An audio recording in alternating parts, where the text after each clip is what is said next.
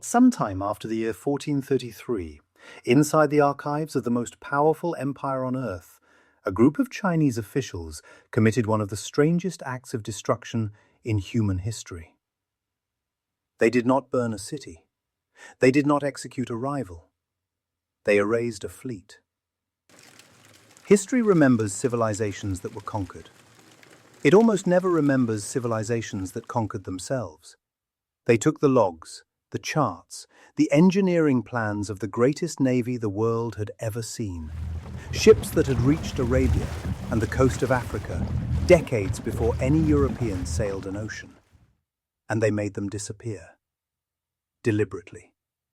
So thoroughly that for almost 500 years, the world would barely remember it had ever existed. China's navy was not sunk by a storm. It was not defeated by an enemy. It was killed from the inside, by its own government, in a quiet war between two groups of men who hated each other. And the most powerful fleet on the planet was the casualty. This is the story of how a superpower deleted its own future. To understand the crime, you have to understand the man who built the fleet, and why. In 1402, a prince seized the throne of China by force. His name was Zhu Di, and he was not supposed to be emperor. He took the crown by overthrowing his own nephew in a brutal civil war, and he ruled, under the reign name Yongle, under a permanent shadow of illegitimacy. In the strict moral world of Confucian China, where the rightful order of succession was sacred, Yongle was a usurper. There were even whispers that the nephew he'd deposed had not died, but had escaped overseas, a living threat to his claim. So Yongle needed something no army could give him. He needed proof, visible, undeniable proof, that heaven itself approved of his reign. And he found it in the sea. If he could send a fleet so magnificent that the kings of distant lands sent ambassadors to kneel before him, then no one in China could doubt that he held the mandate of heaven. The voyages were never really about exploration. They were a usurper's argument, written across the entire Indian Ocean. And to make that argument, Yongle reached past the scholar officials who doubted him, and handed everything to a man who owed his whole life to the throne. A Muslim, born Ma Hu in Yunnan, captured as a boy in war, castrated and raised in the palace as a servant. An outsider 3 times over. History remembers him as Zheng He. What Yongle built defies belief even today. At the Longjiang shipyards near Nanjing, China, constructed a fleet of over 300 ships using tidal dry docks, basins flooded and drained by the cycle of the tides, an innovation that arrived in Europe nearly 90 years later. The largest vessels, the treasure ships, were so big that historians still argue about them. The most cautious modern estimates, based on a single colossal rudder post unearthed in 1957, place them at 60 to 78 meters long. Even at the low end, that is 2 to 3 times the length of the ship Columbus would sail 60 years later. And Columbus's entire vessel could have sat on a treasure ship's deck with room to spare. But the size is not the impressive part. The engineering is. Inspired by the segmented structure of bamboo, Ming shipbuilders divided their hulls into watertight compartments, so that if the ship struck a reef, the flooding stayed sealed in one chamber and the vessel survived. Europe would not adopt this idea for nearly 400 years. Their rudders were balanced to cut the effort of steering. Their sails could catch the wind at angles European square rigs could not. And then there is the detail that should stop you cold.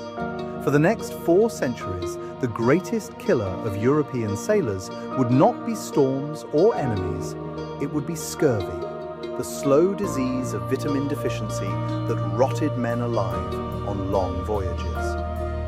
Yongle Hu's fleet had already solved it. They grew bean sprouts on board, Mung beans and soybeans sprouted daily in trays of earth, a constant fresh source of vitamin C for 27,000 men at sea. They drank green tea, ate ginger and garlic. While Europe would lose millions to scurvy over the coming centuries, a Chinese fleet had quietly eliminated it in 1405. This was not a civilization stumbling toward the future.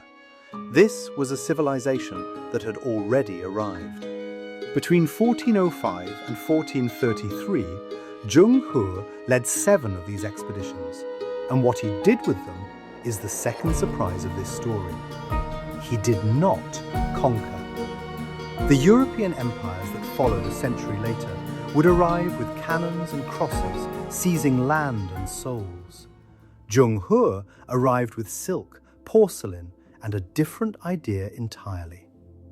The Ming called it, "Give generously, receive modestly."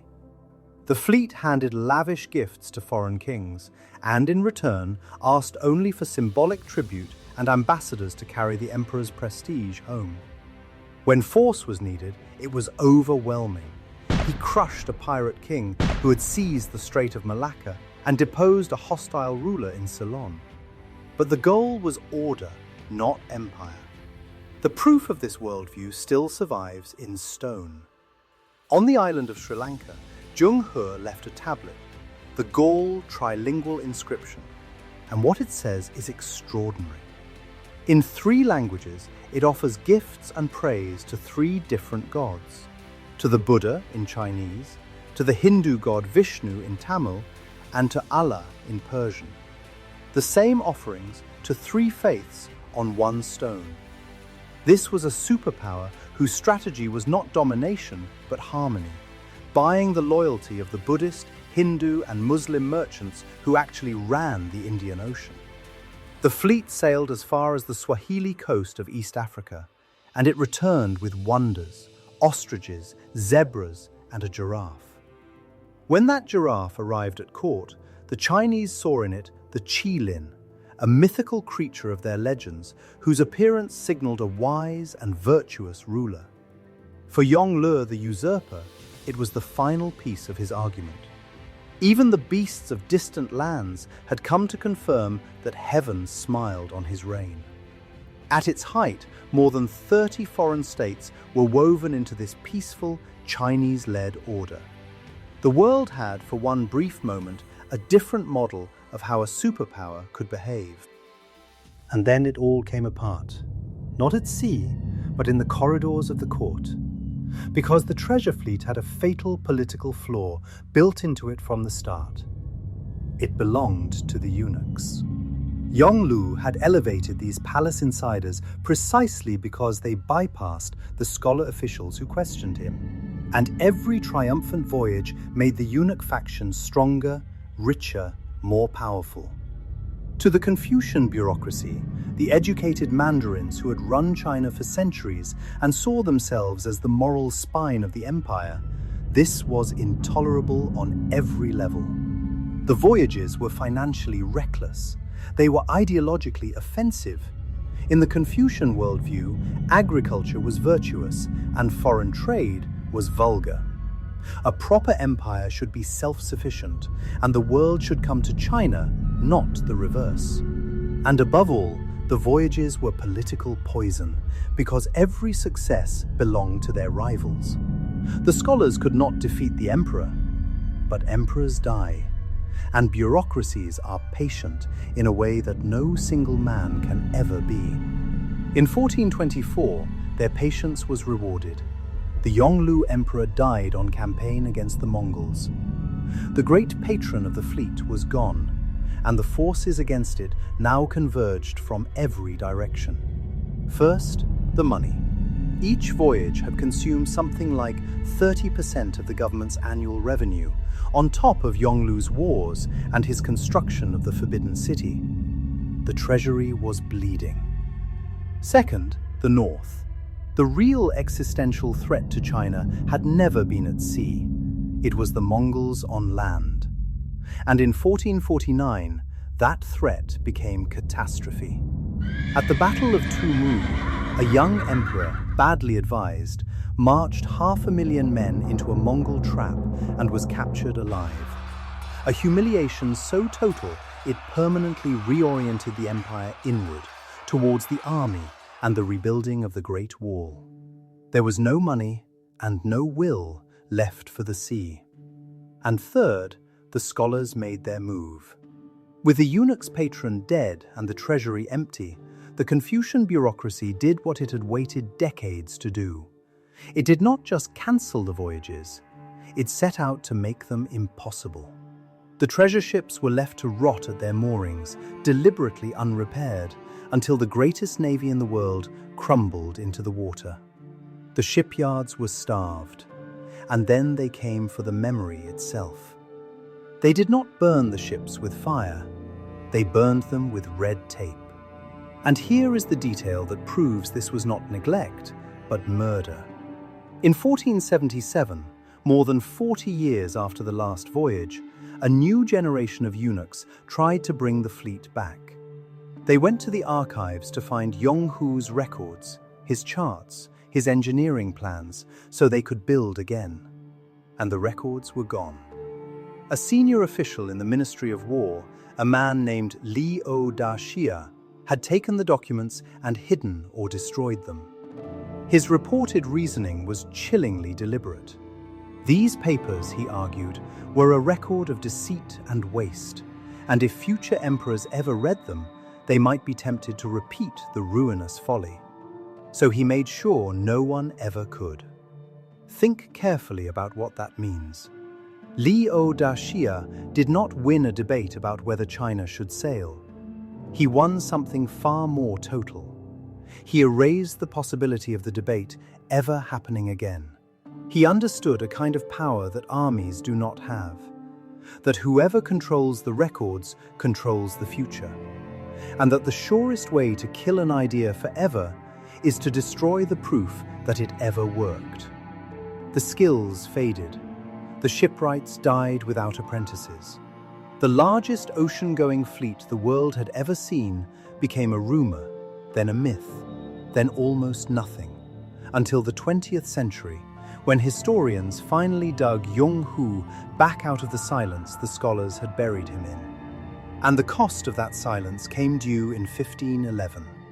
For a century, the city of Malacca, the choke point of all Asian trade, had been a protected ally of Ming China, brought into the fold by Yong-Hu himself. Then the Portuguese arrived, not with a great armada, with about 15 ships and 900 men. Against them, Malacca had 20,000 defenders, artillery, and war elephants, and the Portuguese took the city anyway. When the news reached Beijing, the empire that had once ruled these very waters discovered it had no answer. The fleet that could have swept 15 Portuguese ships from the sea was gone, rotted, banned, erased. China could only issue useless diplomatic protests, while a far weaker, far poorer, far more violent European power seized the keys to Asia. The peaceful order Yong-Hu had built was over. The age of European empire had begun. And it began, in large part, in the empty space China had chosen to leave behind. We like to believe history is decided by the strong, by armies, by inventions, by visionaries on the decks of great ships. But the fate of the oceans was not decided by Yong-Hu, with all his power and all his fleet. It was decided by the quietest men in the empire, the administrators, the record keepers, the patient officials who outlasted the visionaries and then controlled what the next generation was even allowed to know. China did not lose the sea because it could not sail. It lost the sea because, in a war between the people who build and the people who file, the filers won. And then they burned the evidence that the builders had ever existed. The fleet did not sink, it was deleted. And perhaps that is the most unsettling lesson the treasure ships have to teach us. The greatest danger to a civilization's future has never been that it lacks the power to reach for it. It is that someone somewhere in a quiet office, decides that the future is not worth the trouble, and that no one is left with the power to say otherwise.